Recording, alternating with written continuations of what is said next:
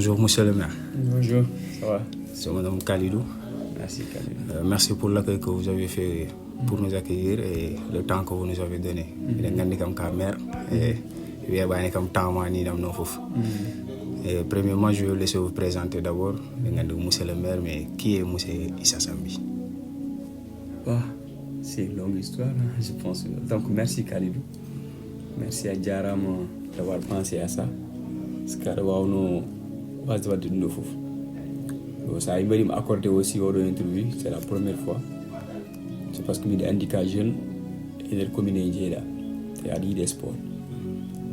Il y a un avenir. Ça darima yidi wadumi daroto mi jabomo. Bon, min ko Issa Sambi bitem jam to Marseille. Mi woni maire de la commune de Gao depuis février 2022. Voilà, donc bientôt 4 ans. Parcours am kam woni gandi.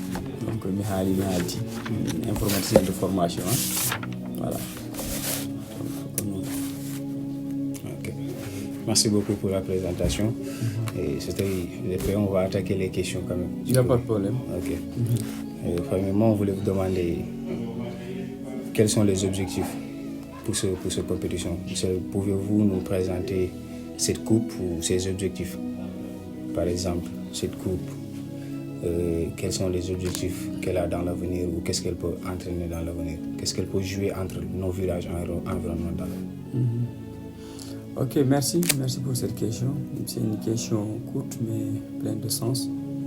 Comme tu l'as dit dans ta question, l'objectif de cette organisation, donc c'est comme dans toutes les mairies, parce qu'il y a un fonds alloué à la jeunesse et sport, culture. Donc nous sommes dans une commune rurale composée de 44 villages et des hameaux. Donc vu que dans chaque village, ils organisent des tournois. Comme on dit Navetan, dirigé par ONCAV. Donc voilà, Coupe du Maire aussi, il me faut finir aujourd'hui nous chaque année ou bien chaque maire garde ou bien président conseil rural, communauté rurale, voilà jéeman wadde organiser. Mais il faut une gandi de moussa parce que pour les coups kewi. Mais objectif am comme jeune, min mi di jogi amour football alde gong. Midi di zone sans fidje pas football tan mais autour de tout bari be jogi oron fon bi mi cette année be ƴewani be joudum chaque année min bi be jour parce que mi di joudum depuis 2024 aussi mais avec phase départementale baddo organisé aussi entre mars gaw bi wadde inquiétude sed kulmi gal mun kadi jimi kadi de wada do en tournoi goto wadam organisé par une association à Bakel. On participer une équipe communale jimi cohésion wona kun mono donc yimbe heb ko comme courage joue et réunion amen conseil municipal aussi mi badi en débattre bi il faut jouer yimbe min tout ça mais hewbe dakondiri yo jouer parce que kala ko wattaki songo rek awata andude holto gasata. OK. Bon après mi kal mi bi joni mi joue dum addi yande préfet sous préfet kadi mi na appuyer mi joue. OK, merci beaucoup. Merci pour cette question mi dandi kam ça renvoie à la même question, les motivations vont me permettre de parce qu'on parle d'un conseil municipal, cela vous a motivé pour organiser cela.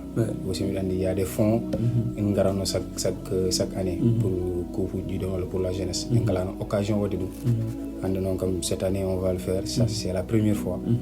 Et aussi, quels sont les critères de sélection ou quelque chose comme ça? Les équipes. Oui, pour les équipes. Bon, je pense que je vais répondre, mais ces questions-là sont vraiment pour la commission sportive ou bien le conseil chargé de sport au sein du conseil municipal, en l'occurrence M. Samba Kamara de Gounia, celui qui est le président de la commission chargée de la communication et du sport. Maintenant, question c'est très important. Critère dit que chaque équipe capable de jouer pour jouer. Quelle équipe de commune Gao il y a une coupe du maire. Maintenant, il y a une période de parani, de para. Il y a une équipe, équipe. Il y a maintenant, quand commission arrive ni di jour ok à la fois min ko deux temps critère ko kuno men ay dum ko condition uji condition 1 ko yo jouer terrain goto gaw donc mi wadi choix personnel pour la sécurité.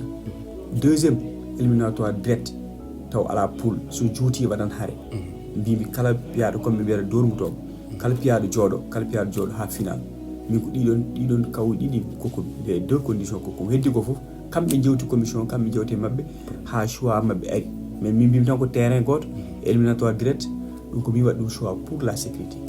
OK, merci beaucoup quand même. Et aussi on voulait savoir pensez-vous que tournoi odon way wadde rendinde commune pour la cohésion une bonne fois pour toutes, parce que dans certains villages il y a des concurrence et aussi il y a des certains malentendus entre les villages, parce que min ko dum jagirum dum des malentendus seulement parce que ene fo jiri yuma en jiri baba en jiri commune law goto hande ko marsanade woni maire amen alors min bawa salade alors on ne pense que dakam tournoi il way wadde cohésion entre enen et der men commune. Voilà, merci. Question odon c'est très important parce que mi amne wadde vidéo joni pour lancer sa ƴeewi pour min ndar so waɗi tournoi gaw village uji fof gardian jour ji joni hakkude moɗon tournoi so waɗi mars ɓe gadda Ngolo en Pogba en ɓe gadda jour uji fof baba Messi en mais so wiyama par village yimɓe ɓe jijjita objectif o ko sport o coupe o yaltata commune gawɗo bawɗo nawde fof mais pour min enen poti ittude égoji ɗi bangi jouer que le meilleur gagne.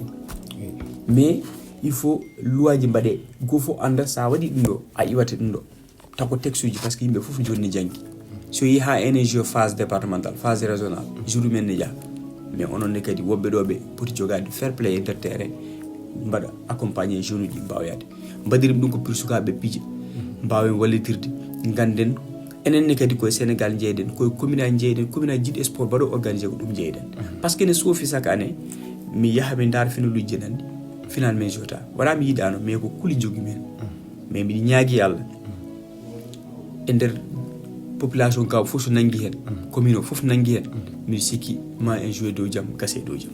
Merci beaucoup. Parce que autre question c'est une question qui est très importante parce que village il y a aussi il y a beaucoup de questions, il y a beaucoup de choses. C'est ndar men enen koy men ni heewi maguyaji nan ñaagi kam kala gandudo football ne yidi fewnude rek yo arrende men effectivement kala gandanda addi ko intention mo gandanda c'est pas pour aider la commune eden jafo dum yo libérer quoi.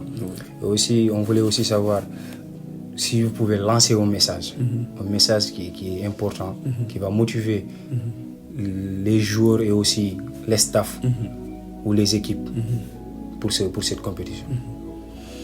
Message mbaɗa mi lancé ko vraiment kala gonɗo e nder commune Gao e jiɗɗo commune Gao oto ndaren politique o ndaren importance commune men parce que ne soofi chaque année guilin jibinnen kala nde fetta wiye boni walla yettaki ɗum ine soofi commune men alors enen hande ɗon tiiɗi e département he to équipe yaltat ɗo yaha taw e joueur Gao wala hen nokkuma exemple phase départementale ɓennuɗo commune Gao yehi final juin mais régional o jour uji men fof jeehi toon même phase nationale Baba Messi yehi donc ko fierté e derte si yehi pourtant ko Bemma e Gao ɓe goni mais ko commune men aɗa ɗum ko fierté mais so tawi enen mbawɗen ko fijnude welnande ko jananɗo en mbawa welnande ko meɗen ɗum yaha probléme tagui enen poti pose de question enen jeunesse koye meɗen par ce que sport en jii hande exemple Sadio Mané ko waɗate Bambali en jii Kalidou Koulibaly en jii woɓɓe jiɗɗen enen ko à travers sport ko picciten ɗo ko superviseur ji jiiya jehen phase uji jehen foof vraiment jour o ara waɗɗo hôpital niveau 1 o ara waɗɗo ganama ko politique wawa wadde ko l'état wawa waɗanden kanko waɗanen ɗum donc ɗum il faut enen battina hakkille sport ko moyen de développement ko cohésion sociale woni ɗon enen fof jiidi yummum jiidi baba hande so Gawbunke yummum ala marché tan marsanke yummunde Gao o so ala jabal tan o ene guñam o so ala damma tan ne Mourbougo walla ɗum ɗo donc enen fof jiidima baba min ko ñaaguimi coupe o ne wawi wadde feere ndendon jaune kawron hen ha ñana wonde équipe communal Gao yalta ɗo une bonne sélection yalta ɗo wawa jouer pourquoi pas ɗum ɗo ko testé mais so tawi on kawri on jouit on gayni coupe o football waɗat haala tan mais so gasi dans la sportivité mi jogi projet ko biman ko waɗan ɗon même création club taw ganama taw woni koye gabuɗo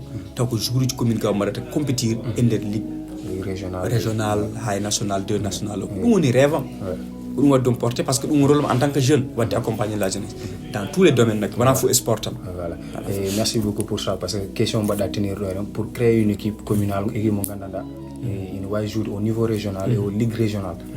miɗi waɗanno ɗum attaqué joni c'est à la fin parce que c'est une équipe mo gandanɗa yimɓe ne cohli ɗum e nder commune parce que joueur uji min fof jaltan min jooɗiɗo henemo mi yahan fetoyde ay Thiès ay Saint-Louis sa yeehi a ala on stabilité yimɓe cikkata a yeehi fetoyde c'est vrai mais ya fettan communement walla ya fettan to jeyɗa ɓuuri welde ya fettan to jeey nokku goɗɗo c'est pas quelque chose wona hunde gandanɗa ina weeɓi amen par ce que sa yeehi a waɗan mettito no heewi et aussi pour attaquer la dernière question c'est hande gaaɓu kam yimɓe namdor tan ko som kalisto commune o fof hande ni jooɗi waɗa poser la question combien y a-t-il dans ce trophée ou bien combien environ y a-t-il dans ce trophée on question mi waɗanno ɗum attaqué mi yimɓe hewɓe ene namdo ɗum temps e réseaux sociaux je et vu que c'est l'occasion miɗo waɗi face monsieur le maire je vais vous le demander et environ on a combien dans ce coup une équipe qui est gagnante remporte